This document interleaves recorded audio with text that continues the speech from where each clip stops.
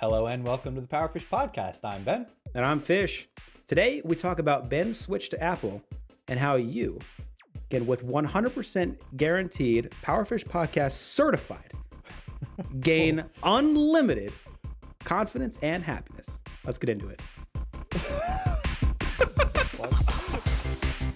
So I got paid today by a major corporation. I told you about this. I got paid. And it's not my job, mind you. Oh, I also got paid by a major corporation, but it is my job. No, mine's a much more interesting story. I got paid today by Bumble. Oh! Yeah. Was it one of these lawsuit things? It was a lawsuit. Yeah. And I couldn't tell you the first thing about what I was lawsuiting about. Well, there was one with Google and Facebook and I think Snapchat with like facial data and stuff. Dude, you sign up for these lawsuits and you can feel good knowing that in about 3-4 years, you'll probably get maybe $15. Yeah. That's how it goes. But I didn't get no $15. Guess what I got? What? Got $120. What? Yeah. And you didn't look up what the problem was? I did, but I did it when I signed up for this, which was like a year ago at least. I mean, let me just Bumble lawsuit. What did they get sued for? Man, I've used Bumble. Their whole selling point was woman texts first, wasn't it? Isn't it? Yeah, and then they didn't. Yeah, they got rid of that, which is hilarious. I'm curious as to what their selling point is now. I'm sure they're more tame in the ways of it's not as much of a hookup app as Tinder is or something. I guess it's not stigmatized as such. I guess there's a new class action lawsuit because apparently Bumble discriminates against straight women. That wasn't the one I was in on though, I promise. What? How? I don't know about all that. I don't think we're getting paid for that one. No. I mean, I could try. Who knows? I don't know. The Illinois Biometric Information Privacy Act, they violated apparently. Oh, it's just for us Illinoisans. Yeah. They might have had other versions of this elsewhere, but apparently I biometricked and they sold that, maybe? My fingerprints in the ether? I don't know.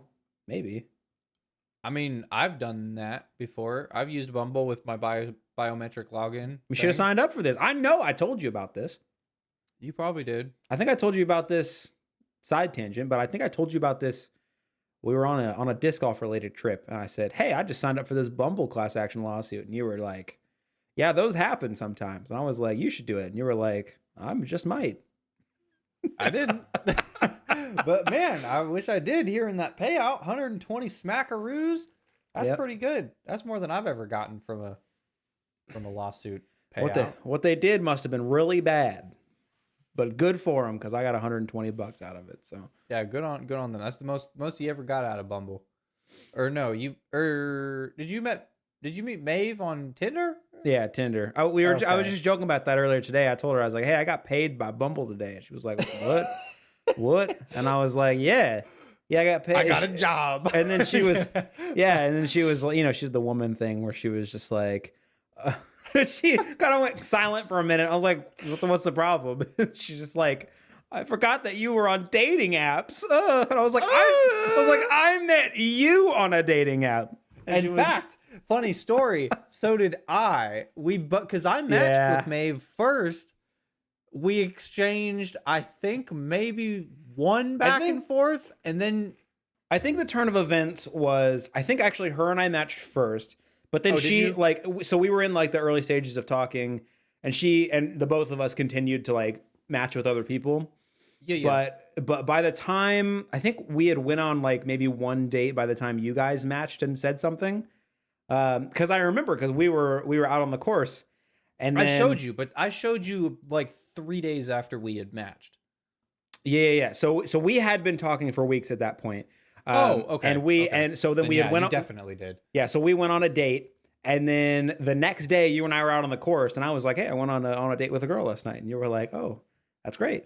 And then And then I think you said, yeah, I just matched with some girl like, the other day here. And I was like, that's the one. That's the one. That's the one. Yep. Yeah. Yeah. No. And Turned out she wasn't interested in you anyway, so it was fine. It all worked out. It all worked out in the end. You're lonely. Maybe because we exchanged one back and forth, and I don't know if it was me that sent the last response or if it was her, but I mean, it couldn't have died any faster. To be fair with you. To be fair with you, though, she was a hard woman to talk to there in those early days. I remember was she? Yeah, I didn't do much of it. Yeah, so I matched with her, and I think she was like, "Hey," I was like, "Hey, what's up? Nice to meet you," and I think she said something to the effect, I don't even remember what happened, but I got ghosted for like a week. I swear to God. And on a dating app, that's a move on point. That's like, okay, no, well, this exactly. Fish is going back in the sea. I got ghosted for like a week, and then I was literally thinking, I was like, I'll just unmatch, whatever. She's not interested. And then I get a text back, and she's just like, "Hey, I haven't texted you. What's up?" And I was like, "Hey," and then I mentioned to her, because I figured out we talked about working in our jobs, and I figured out she worked with my cousin. I was like, "Hey, my cousin," and then she was like, "Oh, I have a personal interest to talk to this loser. That's cool." Now, yeah. Now there's a motivation. There's a jumping point. There's a platform to stand on, so you can really jump high. Yeah. There you go. That we never got to that. I think it was. Man, if I'm gonna recall what I said, I'd just be making things up. That's how long ago it was, but yeah, it wasn't much.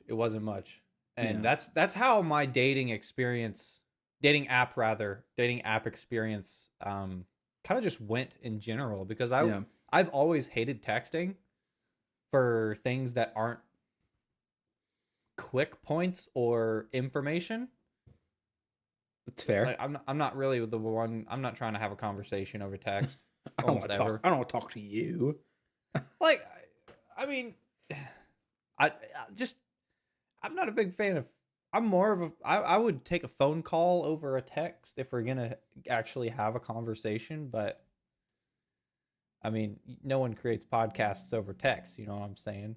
Right. Yeah, that wouldn't work. But well, I say that, but people do make podcasts reading drama texts. We did that. Like Reddit and stuff. I meant we did that. We did with our own own texts. Yeah. We did that with ourselves. Yeah. And you know what? That was pretty entertaining. So maybe I'll retract that statement. But check it out. Yeah, go check out that episode where we literally argued for like half a day over text. And then went back and read it and then argued a little bit more on the podcast. It was big fun. But I've got something to announce. So, yeah, after most of this podcast's life of us mostly dumping on Apple, I would say rightfully so, I went out, I got an iPhone. Oh, shoot. So, this, back in the day when the 13 came out, I got that one, tried it for about 6 months, maybe. Eventually, I say eventually, but about after 2 days, realized I didn't like it. All right. Sold it. I bought it for $600, sold it for $600. So like, it was a net. I didn't enjoy it for 6 months cost. So right. That's the approach I'm taking with this one too. But let me tell you, I've been trying it this week so far. About the first or second day of the life of the 13, I was already like reaching back for my Android phone, not literally, but in spirit. Like, I'm kind of got buyer's remorse right now type of deal. It didn't take long. So far, I've been using it this whole week, and it's Thursday, not the case. Already, if you just look at my home screen, The icons are darker and they're at the bottom. Great start already. Back in the day, you couldn't do that. And another motivation to get this was currently I'm on AT&T, but not for much longer. I was on AT&T, and the cheapest unlimited plan is like $70 a month, I think. Sounds right. I think it's $70 a month. But this one's unlocked. So I'm going to a company called US Mobile, which is an MVNO, which they have access to all three major carriers' bands, AT&T, T-Mobile, and Verizon. Interesting. Yeah, I thought that was pretty cool. And their unlimited plan is $25 a month. So a lot less. Jeez. A lot less. A lot less. So I'm switching to that. I've had my Pixel for a little bit over 2 years. So I'm just paying. There's not much left on it, so I'm just paying it off.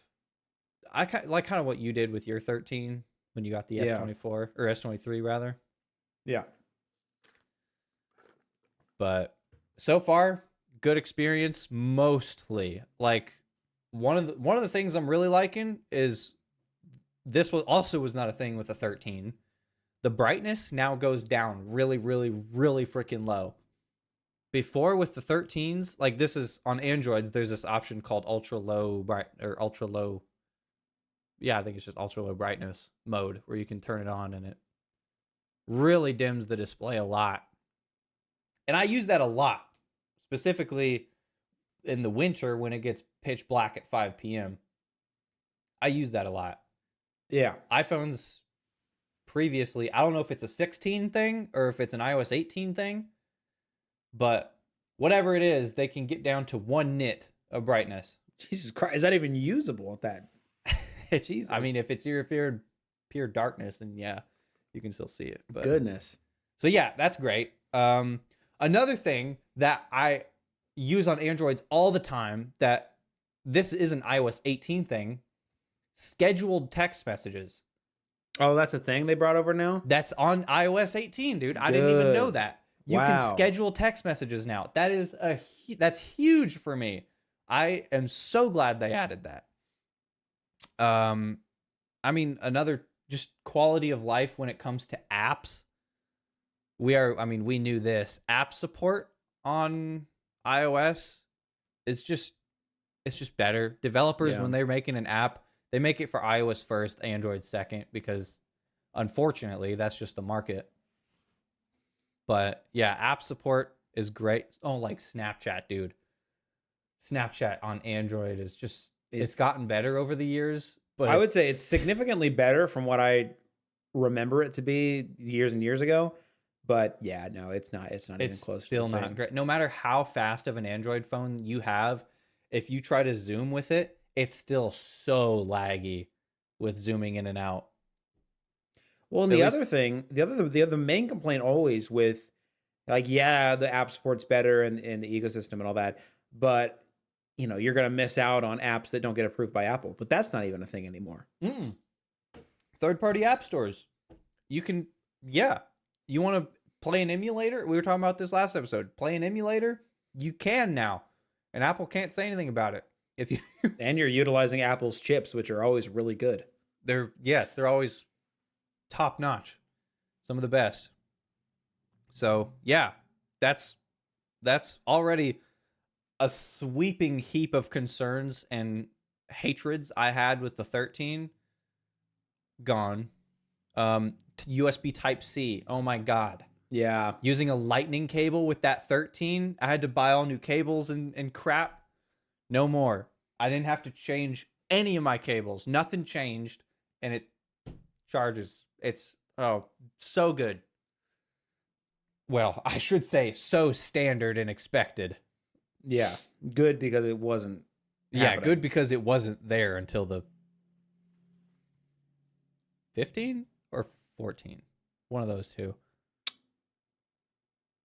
I think it was 14 because I think was it the 14? Was it the 14? Yeah. I think it came alongside the removal of the notch into an island. I think that's right. I remember talking to people telling them to wait for the 14 because lightning is going to be obsolete. Yeah. Right. I mean, lightning was obsolete 3 years before they stopped using it. Well, the only reason lightning wasn't obsolete was because they were keeping it alive because of stubbornness. Yeah, they moved their iPad, their Mac, and their AirPods to Type-C, but not iPhone. Can't do that. Anyway, exactly. All they needed was a good suing. So what do you think then? So after considering, obviously you're going to use it some more. There are some things I still don't like about iOS. And first among them is notifications. Okay. How notifications are handled is so bad. So,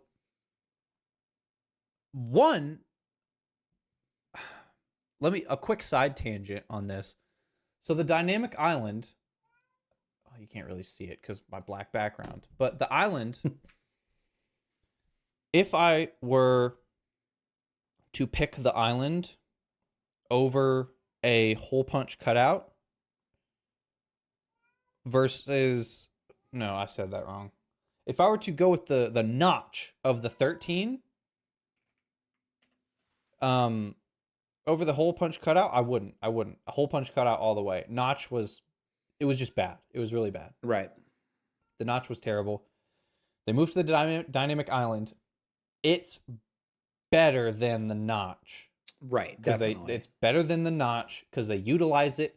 One useful thing, because like if you're playing music and you go home, your Spotify kind of it bubbles up into the notch, and you can just tap it and it opens a little small context window to like play, skip, drag, whatnot. Yeah. So it's utilized the best way it can be.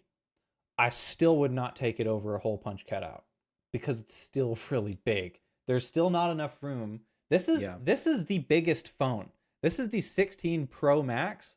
And not only was a Pro Max phone just big, this one's even bigger than the last ones. They went from 6.7 inches from all the way back into like the 12 Pro Max, I think. They made the 16 Pro Max 6.9 inches. It's huge. It is huge. And there's still not enough room to show notifications at the top left-hand side of your status bar. Still, all it is time and then like Wi-Fi, GPS battery. Still. Yeah, that sucks. That's so bad because the notch is just so wide. It's so wide still. So you can't see notifications, or even if you have any, unless you drag down the notification bar. That's super annoying. Also, when you get a notification on Android, pops down from the top and you can swipe up to remove it but not dismiss it, or you can swipe left or right to remove and dismiss. Yeah. On iPhone, there is no remove and dismiss. There is only get it off my screen, but it doesn't dismiss the notification. So if you get a notification, so let's say I'm using my phone, I get a text, the text notification blurb drops down from the top, and I swipe up to get rid of it. Same actions on Android. It gets rid of it from your screen, but it doesn't dismiss the notification. Right. If that happens on the iPhone, I can't swipe left or right to remove and dismiss. If I want to dismiss that notification, I have to swipe up on it to get rid of it, then swipe down on my notifications, and then swipe off the notification to dismiss it. It's such a workaround process that is so unneeded, so unnecessary. Jeez. Oh yeah, and of the swiping away and your notifications, Apple only lets you swipe to the left to dismiss them. If you swipe to the right, that ain't good enough. You can't dismiss notifications that way. You have to swipe to the left, which kind of trivial, but I usually swiped to the right to get rid of notifications on my Android. So it was something that I had to get used to, and I did quickly, but I shouldn't have had to. Right. And that's and those are things that I would say most iPhone users would never even think to nitpick, because that's just part of the ecosystem. that brings me in right into my next big complaint, the keyboard. On the same, it is exactly the same complaint I had. Hold on, my screen's turning orange. We don't want me to be orange for half the episode like that episode a long time ago. So the 13 third-party keyboard support is available.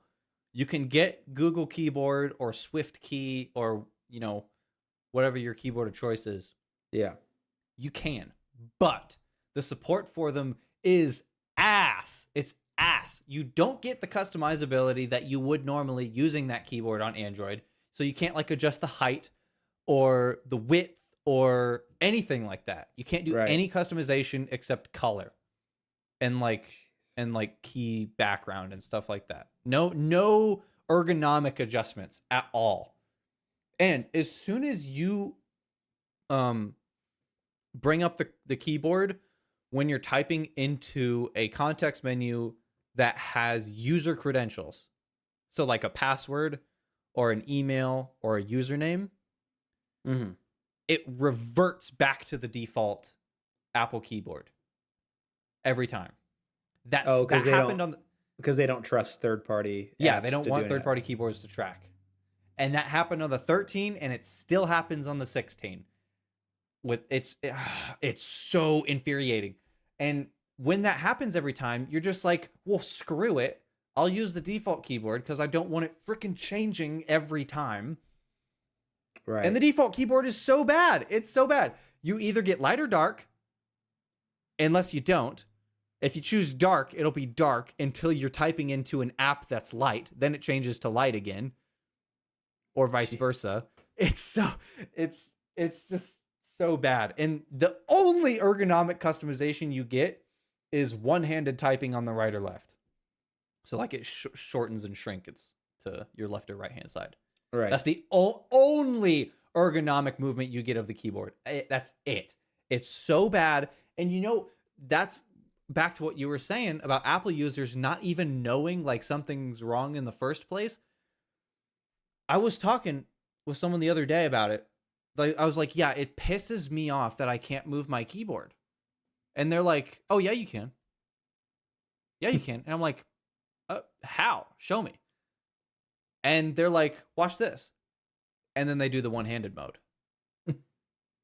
And I'm like, that's not what we're talking about. You and me are not saying the same thing. Like, we're speaking the same words, but we are not saying the same thing. They don't have a sense of perspective.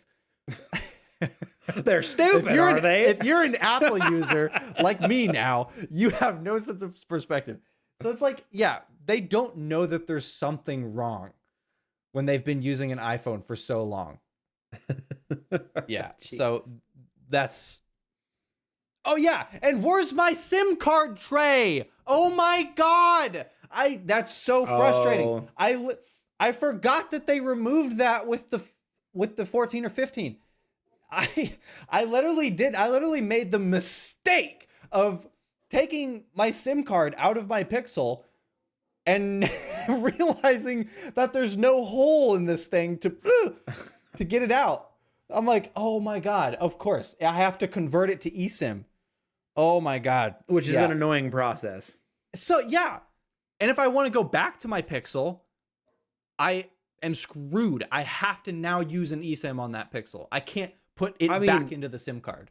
You can put it into a SIM card. Yeah, but I'd have to actually go and get a new SIM card. Right. It's a process. I can't just, Dude, oh my God, working in a phone store when the switch to eSIM happened, holy crap. Did the old not understand?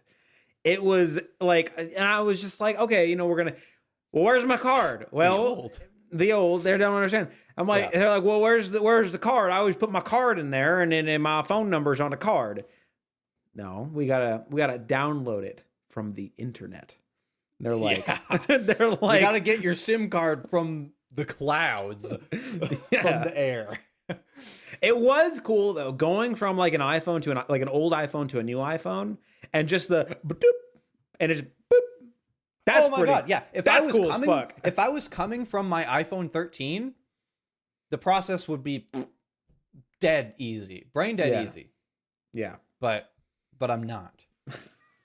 Yeah. So the experience so far, only a week in, a little less, is still mixed, but it is, I would say, leaning positive, mostly leaning positive rather than majority leaning negative like it did with the 13. All those positives that I listed, none of those were a positive when I had the 13. Now it's a pretty big list of them.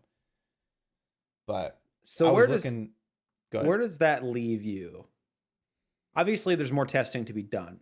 Yeah, I've only had it a week so far, so I had my 13 for 6 months before I sold it. So could you see yourself, supposing this goes well, could you see yourself being an iPhone bro?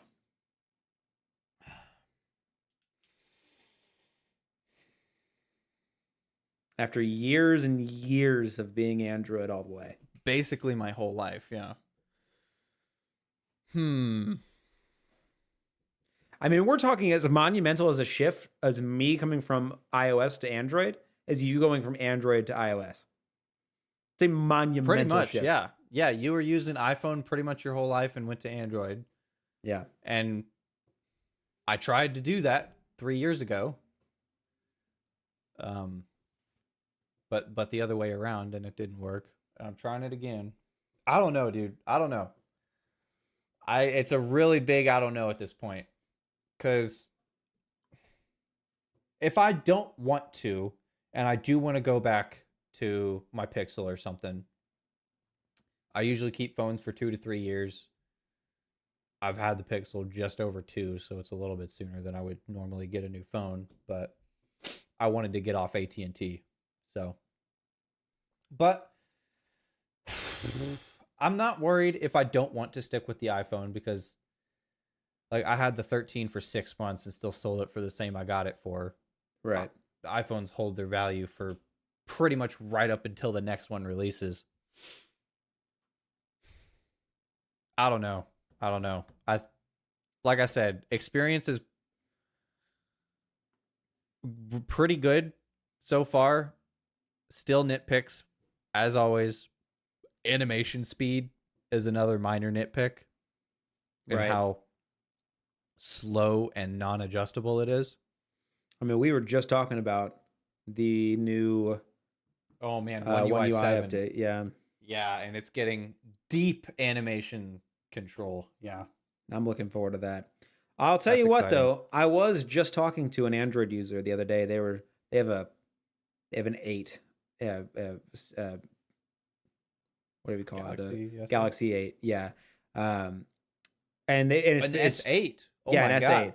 That's old. They have an S8, and it's going through the shitter now. It doesn't work. If there's more than one application open, it just crashes itself. Like it doesn't. Like it doesn't really do anything. Like he was trying to take a picture of something, or what was he doing? I think he was trying to maybe like place an online order, but he had to like go find a number off of another app. So he was switching back and forth to get a number in.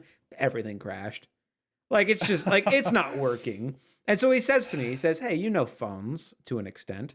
He's like, "What should I get?" And I was like, you could try an iPhone. I'm not going to say that that's the best option for you or anything like that, but I told him this, and this is true, and this is true of your situation. There has never been a better time for an Android user to switch to iOS should they have the inclination to do that. Right. The gap has never been closer. Yeah. Yeah, for sure. Oh, and I forgot to mention the biggest change of the 16s, the camera button. So I ain't gonna lie. So it's exactly how it's described. The button right here, where there used to be a antenna, you just click it and it opens your camera. Dude, this thing is so cool. So yeah, clicking it opens your camera no matter what screen you're on. Not only does it free up your action button to bind that to whatever you want, which currently I have it on flashlight. If you're in the camera, a soft press is open a context menu, which is also customizable. and it's literally like a touchscreen on the top of the phone. It's so cool.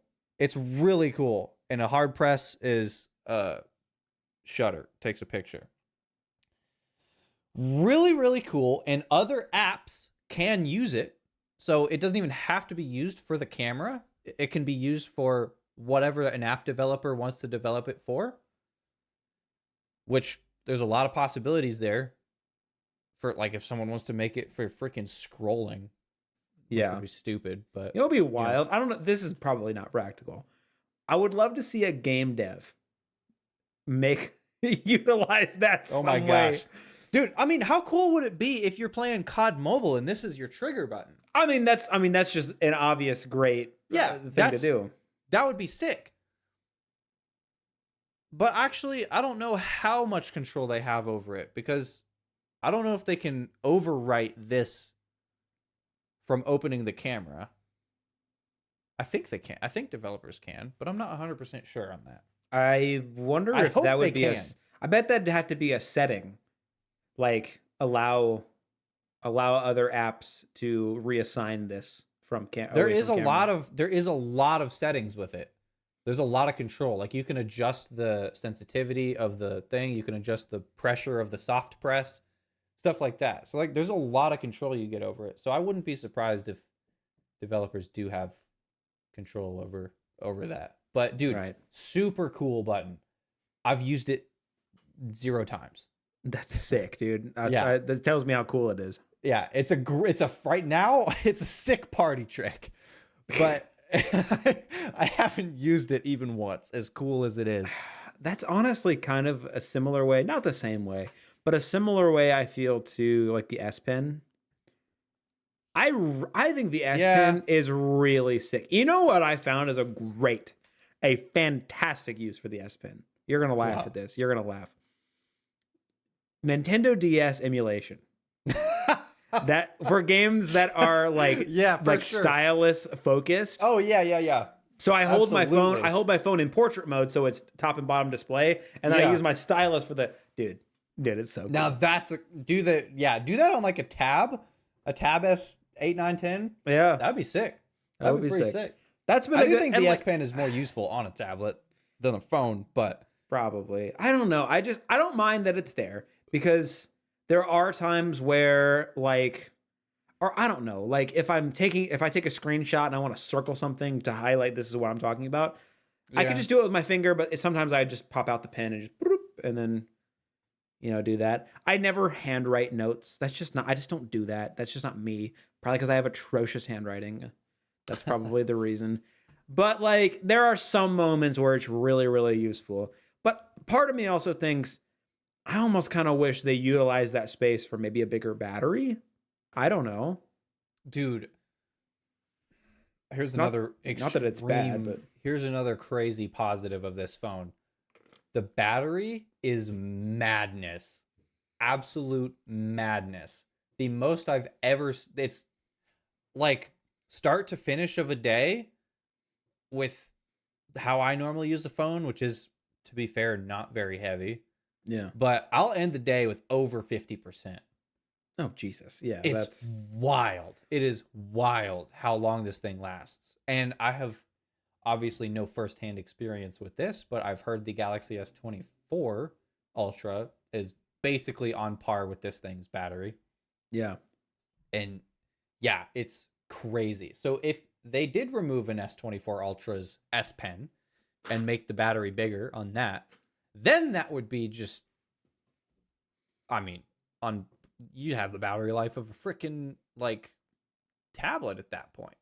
I mean, you remember when the 23 Ultra came out, dude. That thing's battery was crazy good too. And I mean, yeah, and it's only gotten like with the 24 as an example, and then obviously the iPhones, it's only gotten better as the technology has come along.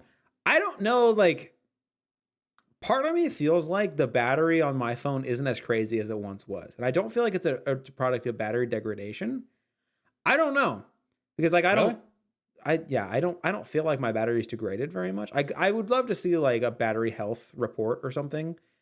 But like I take a lot of precautions with my battery. Like I don't like whenever I charge overnight, so the way my charging overnight works. So So I plug it in anytime after, I think, 9 p.m. Maybe it's 8 p.m. If I plug my phone in, it sends a little pop-up to my thing, and it basically asks, like, hey, are you going to bed right now? If I hit yes, let me make sure I got this right. It turns off fast charging. It disables fast charging. It caps my battery at, I believe it's 70 or 80%. And then it opens up my alarm so I can set an alarm. And then after it waits 20 seconds for me to set an alarm, and then it dims my screen all the way down. That's what happens when I plug my phone in at night. And then I think it's maybe 5 or 7 a.m., something like that. Probably, I don't remember. Either 5 or 7 a.m. rolls around. It takes off that cap and allows it to charge up the rest of the way. That's right. How I have it. Which obviously there's a lot of software that does that kind of stuff. I kind of did that with like routines and stuff. So like I take a lot of precautions with my battery. So I don't think it's degradation, but it's just not as good as it once was. When I got it at launch, limited to 80% because even at 80% is more than enough for a day for me. So I have it limited to 80. You might as well, for the battery longevity's sake. At that point, yeah. So I don't know, Bagger. If you're taking all those precautions, I mean, you've had your S23 for probably almost 2 years, if not. I've had it since before launch day, yeah. Because they sent the pre-orders out early. Right. Yeah. Yeah. So I don't know. I think even with precaution, battery degradation is going to happen to some degree. Well, that's annoying, and I hate it. But maybe that's I'm more okay with that than just, I don't know. It's just software wise gotten worse over time. Your camera died. Oh my fucking god, piece of shit, motherfucking piece of god fucking garbage. I'm gonna gay so hard on your mother. We're back. But yeah, I mean, even if a phone battery degradation is impossible to avoid, even if a phone's been sealed and never touched for 5 years, it's going to come out lesser than it was new. Obviously, that's the slowest way to possibly degrade a battery is by never using it and having its charge just sit at like 40-50%. But what was I saying? Yeah, battery degradation. It's impossible to avoid. Although I think your battery probably is in a lot better shape after doing what you do than if you just took it to 100% every time. Right. But like, man, that's one thing that would be really interesting to see in like long-term tests, battery degradation. Yeah. Like a phone that was charged for 2 years to only 80%, a phone that was kind of like what you do, charged to 100%, but only for a short amount of time and periodically. Right. And then a phone that was just like let loose to charge overnight at 100% and just stays at 100% all the damn time. See what the battery life is like after 2 years. That would be a really interesting study. I don't think anything like that exists. Probably not. I don't think anyone's taken the time or the patience to do something like that. But I found a really good and a really depressing article about tech. So we were talking about the FTC kind of going hard where they should be last episode. We'll just make this a quick one just so we don't hit on the FTC stuff too often. But there's a headline from Gizmodo.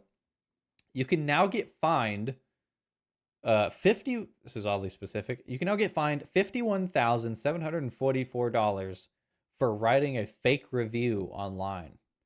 Jesus. And we know this is a big deal because places like Amazon are with like listings from scammers have so many freaking fake reviews. In August, the FTC announced a ban on writing, buying, or selling fake reviews online. Under the new rule, anyone who participates in a fake online review could be fined up to $51,744. The commissioners voted in agreement, and it's now in effect. Hmm. Yeah, I mean, shoot, buying fake reviews is like not even on just places like Amazon, but just like company websites, slapping fake reviews just around the website on a product. Like nobody trusts website reviews from the company that makes the thing you're buying from. Nobody like Right. now, like you can't do that. No fake reviews. What about like sponsored content? What about like, let's say we got like a product, like a tech product. Let's say we got the Remarkable tablet. You know what I'm talking about? The e-ink tablet. I know what an e-ink tablet is. Okay, so there's one that's called the Remarkable 2 or whatever it is. And I'm sure you're familiar with Unbox Therapy. Of course.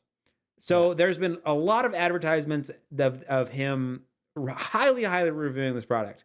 And it might be true. I don't know. It might be genuine. But it just makes me think something like that where it's clearly a targeted promotion, or they send you the product to review, and in a lot of instances they kind of maybe expect a good review out of that. Mm-hmm. And then they can use those reviews as not necessarily like a 5-star review that you see on a website, but it's as a way to boost the performance and the sales of their product.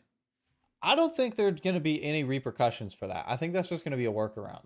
Like if there's a some sort of figure in the public eye and you sponsor them to say things about your product and then put their quote on your website. Right. I don't think that that's going to count as a paid, because it's not fake. I wouldn't class that as fake. It's instead of like a public positive review, it's like a celebrity endorsement in a lot of ways. Yeah, it's a paid endorsement. They're not being no parties being fake per se. The only place I'd push back on that is if it's in the context of an honest review that's done dishonestly. Now, if they show up in their advertisements or in their commercials, then yeah, you know that they're being paid to say nice things. But if you send something to a reviewer and the reviewer reviews it nicely because they're being paid to on a genuine review platform. I agree that they shouldn't do that, but that's impossibly, you can't regulate that. Right. I'm nitpicking. That's not the scope of what they're trying to do here. I don't think anyone thinks that 100% that happens today, and I believe that's not going to stop because of this. I think the moral of the story is that what I'm talking about is still going to exist, but the rest of the fluff is going to go away. Which is great. Yeah, that is great, because you do see a lot of that bogus 5-star bullshit. Yeah, it's all over the place, and it's going away, which is great. But let me ask you this here. This is kind of a complete side tangent to what we were just talking about, but I thought of this a little bit ago. What do you think about the concept of jinxing? I mean, it's a funny haha. Okay. I got yelled at the other day. So we're this ought to be good. Oh yeah, no. So this is, like I said, complete side tangent. I got yelled at the other day. We were playing a video game. I was playing a video game with my friend. And I said something to the effect of, easy dub. We're good. And I get genuinely yelled at.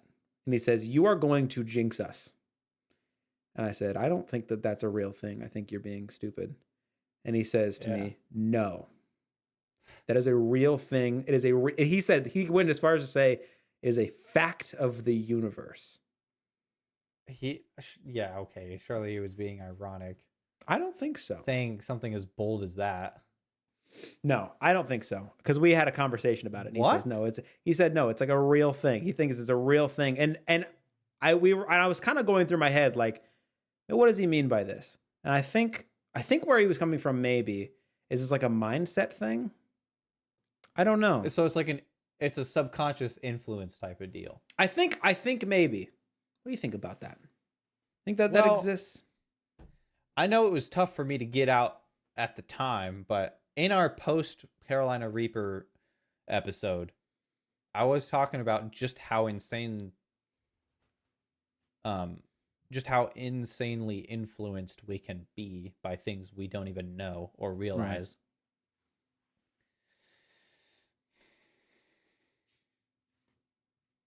But just calling back to this book about the human brain and how influence and bias affects it. So far, everything I've read about it would suggest the opposite of a jinx. Oh, interesting. Is that if you are into the mindset of we're going to get this, you're going to get it. You're going to do your chances are going up, not down. So determination. So your mindset is, or at least what you read was the mindset is determination aids in the process. AIDS is from sex, not determination, but it does assist. I could be determined in getting AIDS. Yes, determination and mindset is profoundly powerful. So they did a study on bodybuilders. Yeah. There was a control group that received a placebo of D-ball or Dianabol, which is a steroid, and a Dianabol group that actually received it. Yeah. But what they told the group that were taking a placebo was, you are taking D-ball. You're the D-ball group. Right. And hence the placebo. And yes, they told the placebo group they're the D-ball group. And also the D-ball group, they're the D-ball group. So right.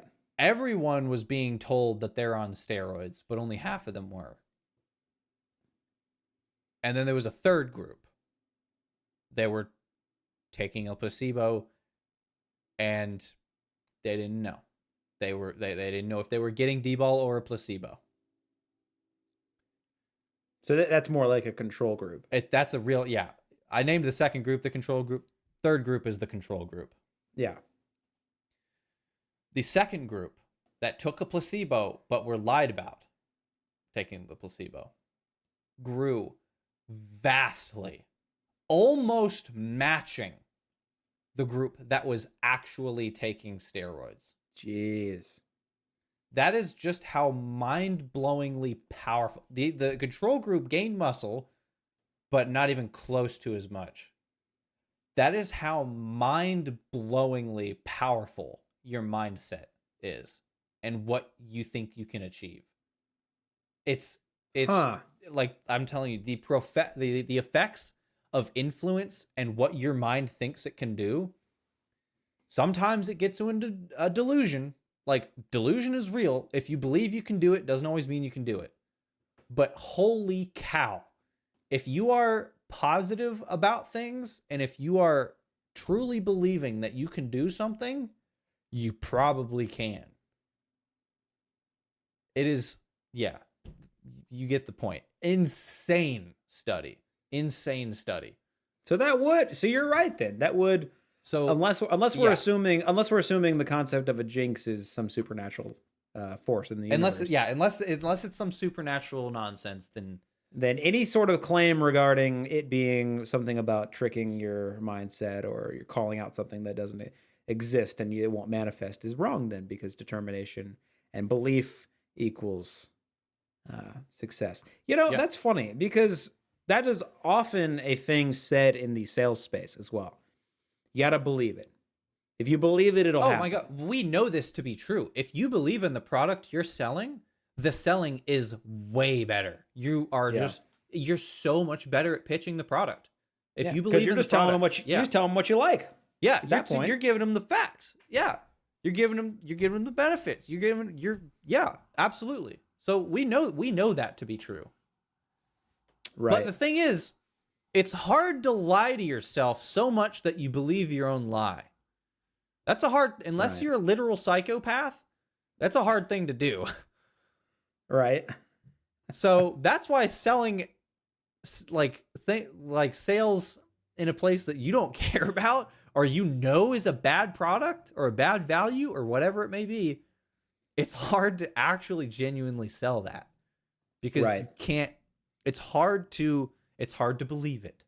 It's hard. I think it's, and I have no evidence to back this up as much as most of the things I say, but I think innately humans are just very good at deciphering bullshit sometimes. Depends on the context. But like if they're talking to, let's say, a salesperson who they know either doesn't know what they're talking about or are intentionally lying or don't believe in the product, I think a lot of people can see right through that. I don't even know if it's consciously. I would argue that it's not. I think it's just you. It's like, the vibes are off. Yeah, they're not going to be as invested in actually considering buying what you're selling because they're just not as interested because you aren't interested. Right. Yeah. Yeah, that's interesting how the mindset can it's so influence. Powerful. It is powerful. I mean, this is a motto in sales. It's got to go back to the sales side of it. I mean, that's where we have experience in. That's where we have experience. One of the few things that we have a lot of experience. And I feel like it's not. What is the word I'm looking for? Goodness, there's a word that I'm looking for and it's gone from me. It's not unhelpful. It's people listening to this could gain insight from this. That is the idea I'm going for with the word I was looking for, but I can't find it. Because people interact with salespeople on a fairly regular basis, whether it be in retail or where like our background is cellular and retail related things. Sportswear as well. But with sales, there's this mantra that's said, and it kind of sounds like sales manager Kool-Aid bullshit, but I guess it's kind of true in the context we're talking about. It's the idea of assume the sale. If you assume that you're a lock-in or people want what you've got, you'll get it more often than not. But if you go into it assuming that, maybe you don't have it, or maybe they won't, maybe they'll back off, you are going to fail. And I think that's true to an extent, but also backfireable. I think that is true, but has to be approached with finesse. Yeah. Because if you just assume that they want your entire roster of products, you don't have to think very far in a way that this can just piss the customer off and be a net negative instead. So it doesn't leave any room for the individual customer's needs. Yeah, absolutely. And if you believe that your mindset is the customer needs what I have and therefore we'll walk out with it or whatever. It's very narrow-minded. It's a narrow-minded way of sales, and I don't think you can approach sales like that. I do think it is a tactic that can be used, but like I said, I think it needs to be used with finesse. Yeah, for sure, and context clues. I think this is our moral. This is our moral to the story right here. Be confident, be sure of yourself, be educated, but don't be an asshole. And don't be so confident that it steps into delusion. Overconfidence is, it's a real thing. Confident, like we just said, having a mindset on something, extremely positive, but it can be overdone. Like I've been playing Halo Infinite, this. Halo Infinite, good game. I've been playing that a lot recently. I could boot up Halo Infinite later tonight and I could say I am the best Halo Infinite player that's ever existed. And you know what? I might win an extra couple games because of that mindset. I might push myself just a bit harder. But you know what I'm not going to do? Be the highest ranked player in Halo Infinite. In Halo history. Yeah. Right. It's this is the idea of functional beliefs and true beliefs. You can believe something because it's true, or you can believe something else that might not be true, but for your intents and purposes, it is more functional. And that would be a functional belief. I have a comment based on that, and I shouldn't say it, but I'm going to say it anyway. Don't cancel me. It reminds me of when people say, people that aren't religious, as an example, they might go to somebody and they'd be like, your religion isn't real, you're trash, go kill yourself, because people are mean. I wasn't gonna, before I know where you're going with this, I'm gonna tell you to stop. This is something that I have thought about for so long, but I've never said it. The whole idea of functional and factual beliefs, I've always, not always, but for the latter half of me not being a Christian, I'm like, religion is a functional belief. Yeah. It is for the benefit of the believer. Right. Now, if you're a believer, it's for the benefit of all humanity. Yeah. But right. in a vacuum, right, taking out all the context of the religion. And people say this too. Where I was going with that comment was people might attack somebody's religion. And then somebody might say, this isn't always true, but I've heard this from Christians. They might say, you might have evidence, and that's good for you.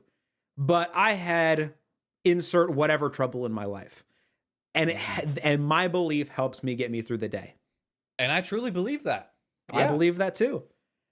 I think that's great. And maybe it is delusional. I'm not going to be the one to say anybody's wrong. Nobody knows if it's delusional or not.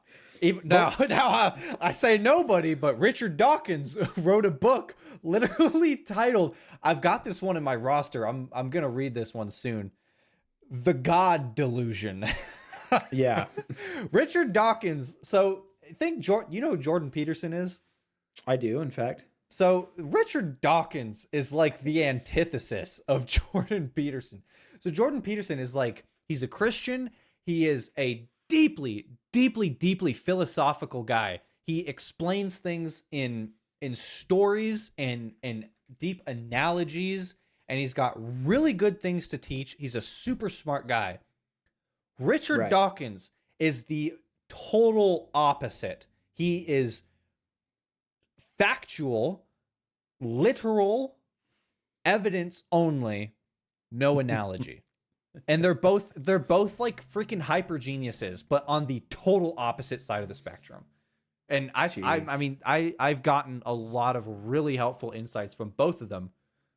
So they're both really smart guys, but yeah, Richard Dawkins is kind of funny. By way that he would title a book something as divisive as The God Delusion. I have heard of that book, and I would love to read it. I think back in my Christian days, I would hear that and be like, ugh, what? That's so presumptuous, that is. Yeah. How dare thee? Right. But no, I think that is incredibly presumptuous and a very authoritarian way to put that. You're just asserting that it is a delusion. Yeah. But I mean, at the end of the day, you might catch some eyes with a title like that. I mean, it's a title. It's a book. He needs to sell it. I get it. It's a YouTube title thumbnail. I get it. And there's another book also right behind it in my roster from Jordan Peterson. It's called We Who Wrestle with God. Another, like, super excited to read this book. And it is the opposite of The God Delusion from Richard Dawkins. So, like, I'm not trying to just populate my mind with, one side or the other. I'm not trying to become a Christian hater. Because, like, there's some super great insights from everybody who can, has this knowledge. Has such deep literature of like Darwinianism and evolution and stuff like that, like Richard Dawkins, and such a deep literature of Christianity and religion and stuff like Jordan Peterson. So, like, both of those books I'm super excited to get into. But so to go back to what we're talking about, there is just no denying the power of such a belief as the belief in divinity. Yeah. It is an incredibly Absolutely. influential belief on your life, wrong or not. It is influential. And it's, for a lot of people, shapes the entire course of their life and gives them hope that they otherwise might not have had. Right. Yeah. And absolutely. I think religion is a very, very positive thing for a lot of people. Richard Dawkins doesn't. We did an episode about religion. Right. Yeah. And how we used to be and now we aren't. Yeah. Religious, that is. I don't remember what I said in that episode, but I don't stand by what I said. Me neither. I don't know what I said either, but I don't stand by it. It was a lot of episodes ago, and I probably said something really stupid. That's probably we're 23 years old, and our minds are literally changing by the day. So we probably don't agree with whatever we said. But yeah. It's a similar idea, that whole conversation. It's a similar idea also to the idea of self-positivity and how that can manifest in your life. Right. So that's another one. And, obviously, getting away from the religion topic, just being self-positive creates... people have known this. Parents, teachers, especially teachers, have known this for so many years. Literally just the notion of smile. Yeah. Just smile, even when you're not happy. And literally it will make you happier. Objectively, this has been studied at this point a million times. It literally will make you happier. Just smile. And goddamn, does it really piss you off to hear when you're not in a good mood? Don't tell no damn woman that. They don't like to hear that. Or cheer up. But yeah, it will work. The power. No, I'm not saying telling your woman to cheer up will work. Don't do that. But yeah, if you're not happy and you smile, it will work. I mean, dude, there's been studies on cynics and cynicism over the years. There was this one study. It was super interesting. They studied the IQ of people who were cynics. And this is so interesting. They studied the IQ of people who were cynics and people that were generally more optimistic, and also books written by these people, and they studied the people that read the books. So, huge study. What they had found is the people that read the more cynical book were, they asked these people if they thought the author was smarter than the person that read the more optimistic book. And this is not just one book versus another book and one guy versus another guy in their IQ. There's a lot involved in this. So, of the people that read the optimistic books and the cynical books, they rated the IQ of the people higher that wrote the cynical book. That these people thought the cynical person, the cynical author, was smarter than the optimistic author. They actually tested these authors from both ends, all the cynical ones and all the optimistic ones, and consistently repeatable, the cynical ones were dumber.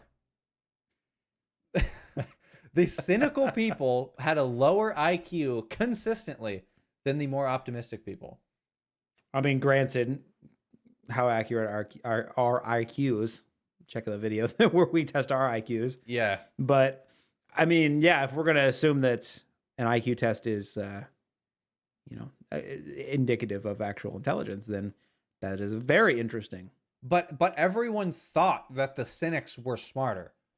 And I think I have a reason for that because I'm so smart and have such a high IQ. I think that Tell me the reason... Exactly. I think for that, I feel like people associate optimism with being naivety. Yeah. I think that's what it is. And I think on the opposite side of that, I think they associate cynicism with research of the topic.